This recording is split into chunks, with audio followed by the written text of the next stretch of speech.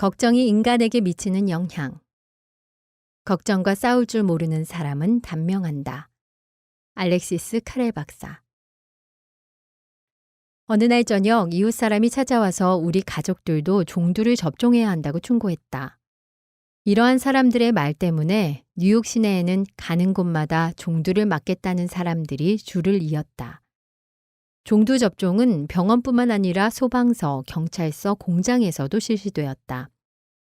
2,000명이 넘는 의사와 간호사가 밤낮으로 동원되었다. 도대체 이 소동의 원인은 무엇이었을까?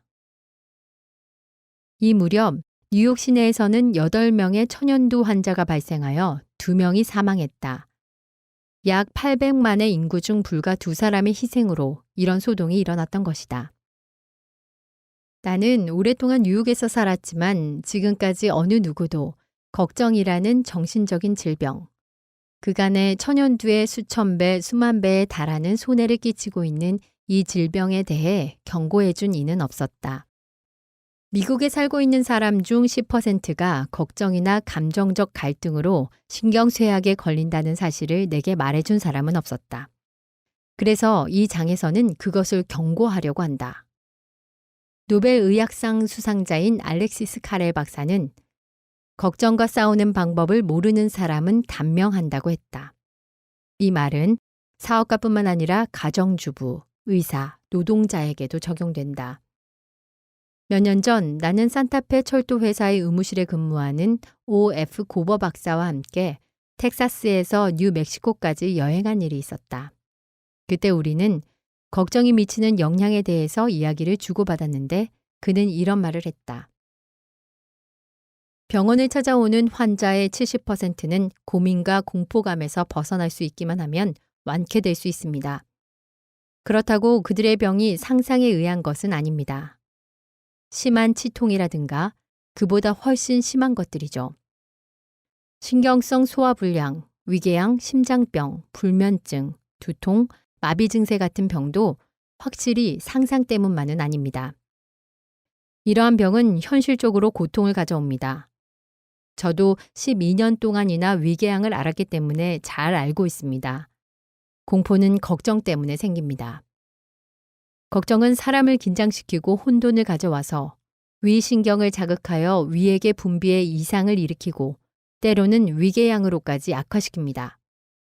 이에 대해서는 조셉 F. 몬터규 박사도 그의 저서인 신경성 위장 장애에서 같은 말을 한다. 위궤양의 원인은 음식물이 아니다. 인간의 마음을 좀먹는 그것이 원인이다. 또한 W.C. 알바레츠 박사는 궤양은 때때로 감정적 긴장의 강약에 따라 일어나기도 하고 가라앉기도 한다고 했다. 그의 보고는 마요 진료소에서 위장을 진찰받은 15,000명의 환자를 대상으로 연구한 결과다. 그런데 평균 5명 중 4명은 아무런 육체적인 원인을 발견할 수 없었다. 말하자면 심리적인 공포, 불안, 증오, 극단의 이기주의, 그리고 현실 사회에 적응할 수 없는 무능력감이 위장병의 원인이었다. 라이프지에 따르면 위궤양에 의한 사망자 수가 전체 사망자 순위에서 10위를 차지했다.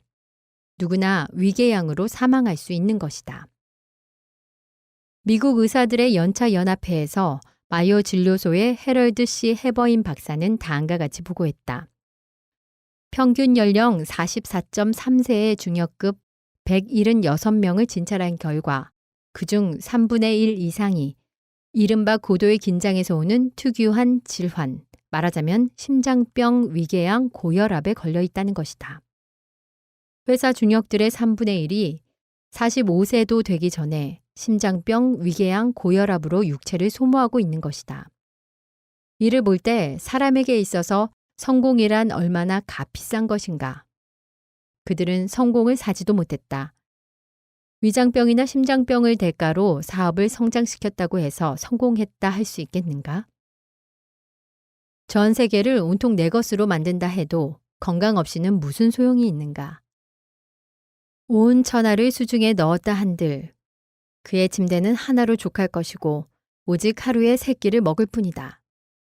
신입사원들도 그렇게 할 수 있다. 오히려 그들은 중역들보다 깊은 잠을 잘 수 있고 밥맛도 좋을 것이 분명하다. 솔직히 말해서 나라면 철도 회사나 담배 공장을 경영하다가 45세의 건강을 망치기보다는 쥐기는 없어도 걱정 근심 없이 지내는 사람이 되고 싶다. 최근 세계에서 가장 유명한 담배 회사 사장이 캐나다의 산속을 산책하다가 벼랑간 심장마비로 사망한 일이 있었다. 그는 막대한 부를 누리면서 61세의 나이에 급사했다. 어쩌면 그는 사업상의 성공과 자신의 수명을 맞바꾼 셈이다. 내가 보기에 백만장자인 담배 회사 사장보다 무일푼으로 89세에 돌아가신 미주리주 농부인 내 아버지의 성공이 훨씬 보람 있었다고 생각한다. 유명한 마요 형제는 미국에 있는 병원 침대의 과반수가 신경성 환자로 차 있다고 발표했다. 그러나 이러한 사람들의 신경을 해부해 고성능 현미경으로 조사해 본 결과 대개의 경우 건강한 사람의 신경과 다를 바 없었다. 그들의 신경 이상은 물리적 퇴화에 의한 것이 아니라 무능력, 실패, 고뇌, 공포, 패배, 절망 따위의 감정에서 일어난 것이었다. 플라톤은 의사가 범하는 최대의 잘못은 우선 마음을 치료하려 하지 않고 육체를 고치려 하는 데 있다. 사람의 마음과 육체는 하나다. 따로 취급할 것이 못 된다고 했다. 어쨌든 의학이 이 위대한 진리를 인식하기까지는 2300년이나 걸렸으며 최근에 와서야 정신신체의학이라고 불리는 새로운 의학이 발달하게 되었다. 이것은 정신과 육체를 하나로 취급하는 의학이다. 종래의 의학은 물질적인 병균에 의한 질병, 즉 천연두 콜레라, 그 밖에 무수한 사람들을 죽음으로 몰아넣은 질병을 박멸할 수는 있었다. 하지만 병균 때문이 아닌 걱정, 공포, 증오, 절망 같은 감정에 의해 일어나는 정신적, 육체적 폐인을 구제할 수는 없었다. 더구나 이러한 감정적 질환에 의한 사망률은 놀라운 속도로 높아지고 있다. 의사들의 추정에 따르면 현재 미국인의 20명 중 1명은 일생에 한 번 정신병원을 찾게 된다고 한다. 제2차 세계대전 중에 징집된 청년 6명 중 1명이 정신질환자로 징병에서 제외되었다는 공식 통계도 있다. 정신 이상의 원인은 무엇일까? 이에 대한 뚜렷한 해답은 아무도 모른다. 그러나 대부분의 경우는 공포와 걱정이 그 원인으로 보인다. 냉정한 현실 세계와 싸워 패배하고 기가 꺾인 사람들은 그런 환경과 인연을 끊고 자기가 만든 자기만의 세계로 도피한다. 그리고는 그것으로 자신의 걱정이 해결되었다고 생각한다. 지금 내 책상에는 에드워드 포돌스키 박사의 고민을 멈추고 건강해져라 라는 책이 놓여 있는데 그 중에는 다음과 같은 소제목들이 있다. 걱정이 심장에 미치는 영향. 고혈압은 걱정에 의해 생긴다. 류머티스는 걱정에 의해 생길 수 있다. 위장을 위해 걱정을 적게 하라. 걱정은 어째서 감기의 원인이 될까? 걱정과 갑상선. 걱정이 많은 당뇨병 환자. 마요 형제로 유명한 칼 매닝거 박사의 저서인 자기를 배반하는 인간에는 고민을 벗어나는 방법에 대한 기술은 없지만 불안, 시리, 증오, 원한, 반항, 공포가 어떻게 인간의 육체를 파괴하는가에 대해서는 자세히 나타나 있다. 걱정은 아무리 건강한 사람에게도 병을 유발하는데 그랜트 장군은 남북전쟁이 끝날 무렵에 가서야 이 사실을 깨달았다고 한다. 그랜트 장군은 9개월에 걸쳐 리치먼드를 포위하고 공격했다. 리 장군의 군대는 굶주림에 지쳐 패배했고 전군은 도망칠 길을 찾아 혼비백산이었다. 남은 병사들은 텐트 안에서 기도회를 열고 울부짖으며 광란 상태에 빠져 있었다. 최후가 목전에 다가왔던 것이다. 리 장군의 부하들은 리치먼드의 면화와 담배 창고에 불을 지르고 병기고를 불태우면서 밤 하늘로 치솟은 불길을 뒤로하고 도망쳤다. 그랜트 장군의 군대는 적의 테러를 차단하고 철로를 파괴하여 군수 물자를 실은 열차를 포획했다. 그랜트 장군은 심한 두통에 못 이겨 하는 수 없이 대열에서 벗어나 한 농가에서 휴식을 취했는데 그의 회고록에는 다음과 같이 쓰여 있다. 나는 밤새도록 겨자탕에 발을 담그고 손목과 목 뒤에 겨자 고약을 붙인 채 아침까지는 낫겠지 하고 생각했다. 다음날 아침 그는 말끔히 완쾌되었다. 그러나 겨자 고약의 약효 덕분이 아니었다. 그것은 리 장국의 항복 문서 때문이었다. 그랜트 장군은 그때의 일을 이렇게 기록했다. 전력이 도착했을 때 그동안 극심한 두통에 시달렸던 나는 그 문서를 보자마자 즉시 두통이 사라졌다. 확실히 걱정과 긴장이 그랜트 장군을 병들게 했던 것이다. 그리고 감정이 자신감, 성공, 승리의 빛으로 바뀌자 바로 완쾌되었던 것이다. 이로부터 70년 후 프랭클린 루즈벨트 내각의 재무장관 헨리 모겐소 2세는 걱정이 사람의 기분을 해치고 현기증의 원인이 된다는 것을 알았다. 그의 일기에는 대통령이 밀값을 인상하기 위해 하루에 440만 부대의 밀을 사들일 때 몹시 근심했다고 적혀 있다. 그 일이 시작되자 머리가 아찔했다. 집에 돌아와서 점심을 먹고 2시간이나 자리에 누워 있어야 했다. 걱정이 사람에게 미치는 영향을 알고 싶을 때 나는 도서관이나 의사를 찾아가지 않는다. 왜냐하면 이 책을 쓰고 있는 내 집의 유리창을 통해서 그것을 볼 수 있기 때문이다. 지금 내가 살고 있는 거리의 이웃에는 걱정 때문에 심한 신경쇠약증에 걸려 있는 사람이 있는가 하면 당뇨병을 앓는 사람도 있다. 당뇨병을 앓는 사람은 주가가 폭락하자 혈액 중에 당분이 소변으로 빠져나온 탓에 그렇게 된 것이었다. 위대한 프랑스 철학자 몽테뉴가 그의 고향 보르도에서 시장으로 뽑혔을 때 그는 시민들에게 이런 말을 했다. 여러분들의 어려운 일에 대해서는 기꺼이 손을 빌려드릴 생각입니다만 그것이 나의 간장이나 폐까지 영향을 미치게 하고 싶지는 않습니다. 내 이웃의 한 사람은 주식 문제로 굉장히 속을 썩다가 하찮은 일로 죽었다. 고민이 사람에게 어떤 작용을 끼치는지 알고 싶으면 달리 이웃을 들출 필요도 없이 지금 내가 글을 쓰고 있는 이 방을 보는 것만으로도 족하다. 이 집의 원래 주인은 걱정이 지나친 나머지 아직도 일할 나이에 무덤길을 재촉했다. 또 사람들은 걱정 때문에 관절염이나 중풍에 걸려 반신불수가 되기도 한다. 코넬 의과대학의 러셀 L. 세실 박사는 중풍에 있어서 세계적인 권위자인데 그는 중풍의 가장 큰 원인으로 다음 4가지를 들었다. 결혼 실패, 경제적 재난과 비관, 고독과 걱정, 오랫동안 품고 있는 원한. 물론 위의 4가지 감정적 조건만이 중풍의 원인은 아니다.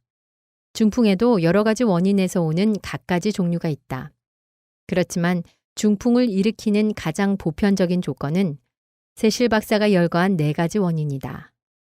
이를테면 내 친구는 불경기로 심한 타격을 받았다.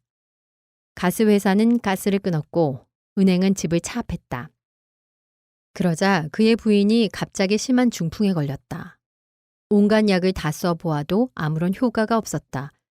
그 병은 남편의 재정 상태가 회복될 때까지 계속되었다. 또 고민은 충치의 원인이 되기도 한다.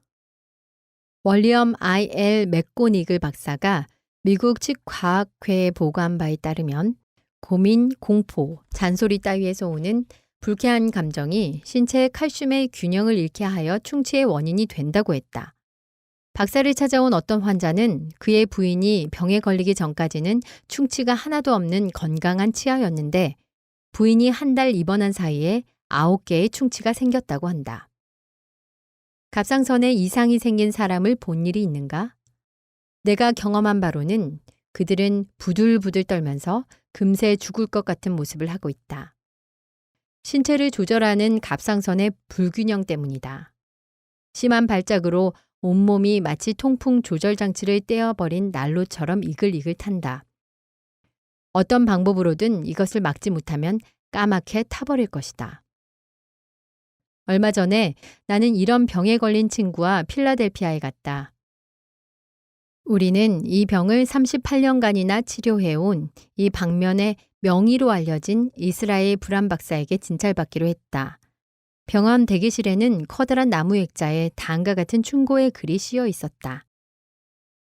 기다리는 동안 이 글귀를 적었다.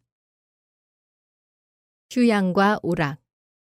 사람의 마음을 가장 편안하게 해주고 기운을 돋우는 힘은 건전한 종교, 수면, 음악, 웃음이다. 하나님께 온전한 믿음을 가져라. 그리고 깊은 잠에 빠지는 법을 배워라.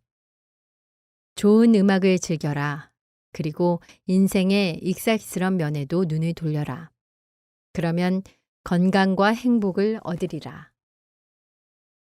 박사가 내 친구에게 물어본 첫 질문은 어떤 고민을 했길래 이런 증상이 일어났습니까? 하는 것이었다.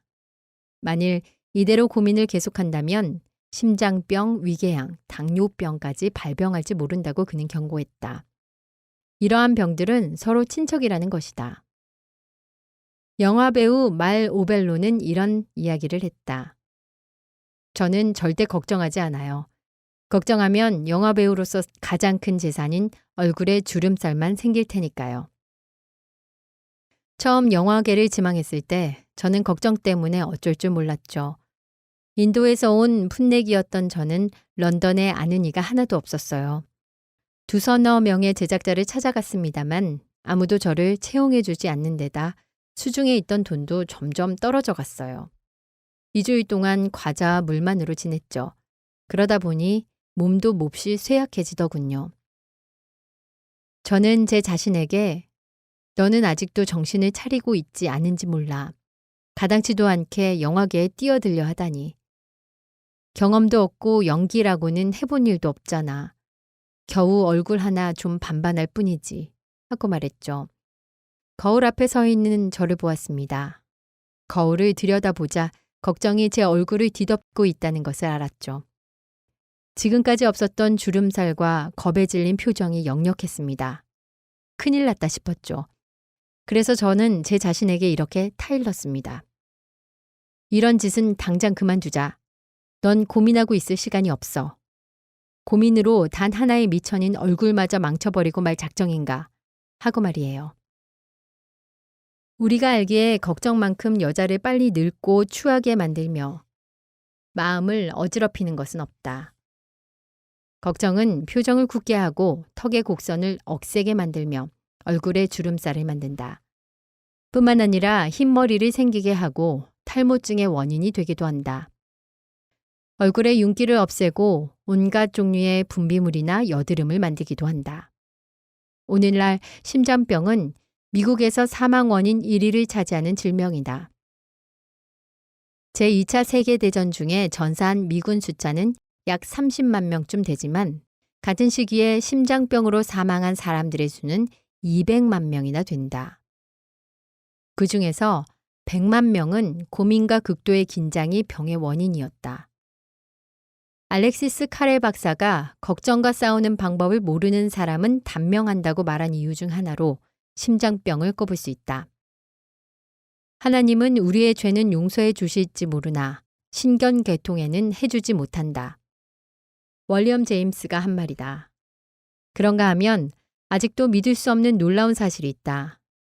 매년 자살로 죽는 미국인의 수가 전염병으로 죽는 이들의 수보다 훨씬 더 많다는 것이다.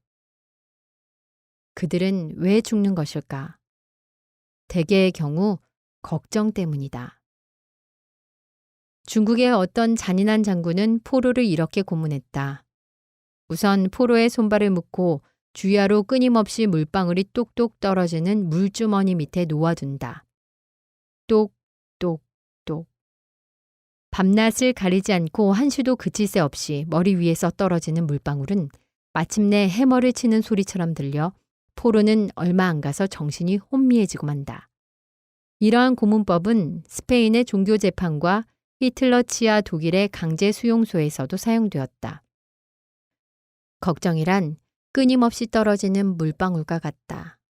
한 번도 쉬지 않고 똑똑 떨어지는 물방울은 사람을 미치게 하고 자살의 구렁텅이로 몰아넣는다. 내가 미주리주의 시골에 살던 어느 시절 빌리 선데이의 지옥불 이야기를 듣고 몸소리친 일이 있다. 그런데 내게 그 이야기를 해준 이는 이승에서의 고민 때문에 많은 사람들이 치르게 되는 육체적 고통의 어파에 대해서는 한마디도 비치지 않았다. 만성적으로 근심 걱정하는 성미를 가진 이라면 협심증이라는 고통에 사로잡힐지도 모른다. 진실로 인생을 사랑하는가? 아주 건강하게 장수하기를 바라는가? 이 말에 싫다고 대답할 사람은 아무도 없을 것이다. 그렇다면 이에 대한 좋은 방법이 있다. 다시 카렐 박사의 말을 인용하겠다. 현대 도시의 혼란 속에서도 평온한 정신 생활을 유지해 나갈 수 있는 사람은 정신질환에 걸릴 염려가 없다. 그렇다면 당신은 어떠한가? 당신이 정상인이라면 대답은 예스일 것이다. 아니, 단연 예스이다. 대부분 우리는 자신이 생각하고 있는 것보다 강하다. 적어도 지금까지 한 번도 사용해 보지 않은 정신적인 자원을 지니고 있다. 헨리 데이비드 소로우의 불멸의 명저 월든 중에는 이러한 구절이 있다. 의식적인 노력으로 생활을 향상시키고자 하는 인간의 놀라운 능력만큼 믿음직한 것은 없다. 자기가 뜻하는 방향으로 확신을 갖고 나아가 바라던 삶을 누리려고 노력하게 되면 일반적으로 기대할 수 없는 성공에 이르게 될 것이다. 이 책의 독자 대부분은 올가 케이 자베이 씨 못지않은 의지력과 정신적인 자원을 가졌으리라고 생각한다. 그녀는 아이다호의 커르달렌에 살고 있다. 그녀는 누구보다도 비극적인 환경에 처해 있었지만 결국 걱정은 극복될 수 있다는 것을 깨달았다. 내가 이 책에서 제3 설명하고 있는 진리를 적용하면 누구나 할 수 있다. 올가 씨는 내게 자신의 경험을 이렇게 이야기했다. 8년 전 의사가 제게 암이라고 하더군요. 마요 형제 같은 유명 전문가들 진단도 같았습니다. 앞날이 막혀버리고 죽음만이 저를 기다리고 있었습니다. 젊었기에 정말 죽고 싶지 않더군요. 주치의에게 전화해서 절망감을 호소했습니다. 그러자 그는 다소 쌀쌀맞게 저를 꾸짖더군요. 어쩌자고 그러세요, 올가 씨. 그만한 참을성도 없습니까? 울고만 계시다간 정말 큰일 납니다. 지금 병세는 확실히 악화되고 있어요. 그러니 마음을 굳게 먹고 현실과 대결해야 합니다. 그렇게 속만 태우면 몸에 해로워요. 어쨌든 최선을 다해야 되지 않겠어요? 그 말에 저는 두 손을 움켜쥐고 마음속으로 다짐했습니다. 그래, 못이 살갗을 뚫고 들어와 척추로 냉기가 들어온다 해도 위가 만신창이가 되어 말라빠진 백가죽으로 솟아나와도 다리가 납덩이처럼 무거워져도 결코 걱정하지 않겠어. 절대로 울지 않을 거야. 그 뒤 암을 치료하는 과정에서 정말 그렇게 아플 수가 없었지만 저는 눈물 한 번 흘리지 않았습니다. 오히려 명랑했어요. 억지로라도 미소를 지었죠. 하기야 아무리 미소 짓는다 해도 암이 나을 리는 없겠지만 명랑한 마음가짐이야말로 몸이 병을 감당해내는데 보탬이 되리라 믿었습니다. 그러다 보니 기적적으로 암을 치유할 수 있게 되었습니다. 최근 몇 년 사이에는 훨씬 건강이 나아졌는데 그것은 모두 현실과 대결하라, 걱정을 걷어치워라, 그리고 어쨌든 노력해보라는 격려 덕분이었죠. 나는 걱정과 싸우는 방법을 모르는 사람은 단명한다는 카렐 박사의 충고를 되풀이하면서 이 장을 끝마치고자 한다. 예언자 마호메트의 신자들은 가슴에 코란 성구를 문신하고 있다. 나는 이 책의 독자 모두의 가슴에 이 장의 타이틀을 새겨주고 싶다. 걱정과 싸울 줄 모르는 사람은 단명한다. 카렐 박사는 대체 누구를 향해 이 말을 했을까? 그것은 바로 당신이다. 걱정을 극복하기 위한 기본 원칙 1. 걱정을 피하고 싶으면 윌리엄 오슬러 경이 역설한 대로 실행하라. 하루하루를 충실히 살아라. 미래에 대해서는 마음을 쓰지 마라. 잠들기 전까지 그날의 일만 생각하고 생활하라. 2. 걱정에 사로잡혀 헤어날 수 없다면 윌리스 H. 캐리어의 마술 공식을 적용하라. 하나, 이 문제를 해결할 수 없을 때 일어날 수 있는 최악의 상황은 무엇인가? 하고 스스로 물어라. 둘, 불가피한 경우에는 최악의 상황을 받아들일 준비를 하라. 셋, 그런 뒤에 침착하게 최악의 상황을 개선하기 위해 노력하라. 3. 걱정을 계속하게 되면 건강을 해치는 엄청난 대가를 치르게 된다는 것을 잊지 마라. 걱정과 싸울 줄 모르는 사람은 단명한다.